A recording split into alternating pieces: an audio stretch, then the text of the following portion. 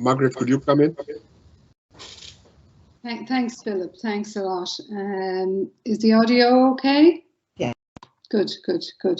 Well, listen, firstly, thanks to Philip, because he commenced with a really detailed overview of Transform Edu and what the aims are and what the missions are. And just to try a little bit of the multiple means, we then moved on to Ger, and we had the presentation on CEUD and just setting the whole background context for good design, for universal design.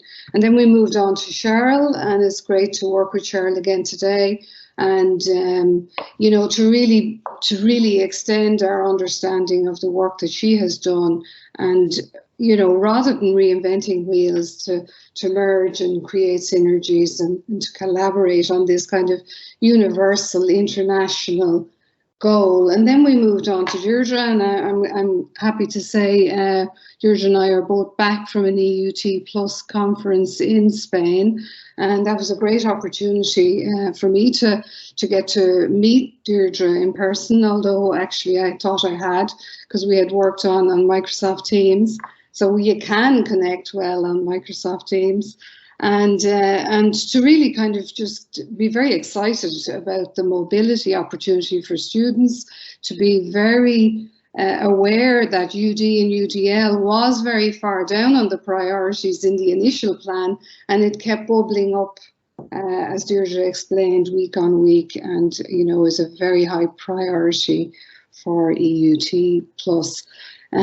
So just to try, I mean, I think my challenge here is to, you know, how best to represent the explorations and the successes over the last 2 decades of universal design in the Institute of Technology in Blanchardstown. And I might just pop back to the previous slide. And now in TU Dublin. And like quite simply, you know, the world is grappling with diversity, and Ger kindly gave me that term. And, you know, I kind of thought, oh, surely we're farther ahead than grappling. But in a way, perhaps because we are more inclusive, the grapple continues, and maybe the grapple always will continue because we keep setting the bar higher. And as Deirdre said, you know, chipping down those walls, digging out the interest, and allowing the good practices and procedures to bubble up. And really then, you know, Cheryl's international piece about this systemic changes. Where have we come from? Where are we at now? And where are we trying to be? And, you know, in 2 minutes, how can we summarize those 2 decades? And it's really in partnership. I think we've done a lot of really good work in the classroom and with the curriculum, and yet really it's just the tip of the iceberg. So there's always this contradiction. We've done lots. Oh God, we've still so much to do. And the beauty really is in the partnerships with the conferences, with the Centre for Excellence in UD, with Ahead here in Ireland, with Jennifer, who's here today on the UDL badge. Have to shout out for Geraldine Roach in Tala as well, with Mary Kirk, who's also here today, in relation to those vibrant debates that were held in industry with the student voice. That whole neurodiversity piece, again, Transform Edu had the opportunity to chip down those walls and bring more expertise in-house. And again, we've done a lot, but really it's just the beginning. So fortunate to have worked directly with David Rose on a couple of occasions, to have him over here to cement a cornerstone for TU Dublin, to be able to share our expertise then in Canada. And, you know, Catherine Deegan's here today and her work on AT, and Donald Rice and his work on the accessibility legislations. and Phil McIlvany with civic engagement.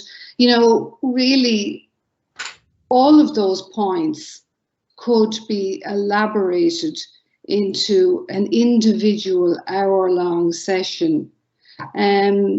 So maybe now, next slide. Thanks, Cormac. You know, our challenge really is, how do we keep the think humans first and the three pillars at the center of what we do?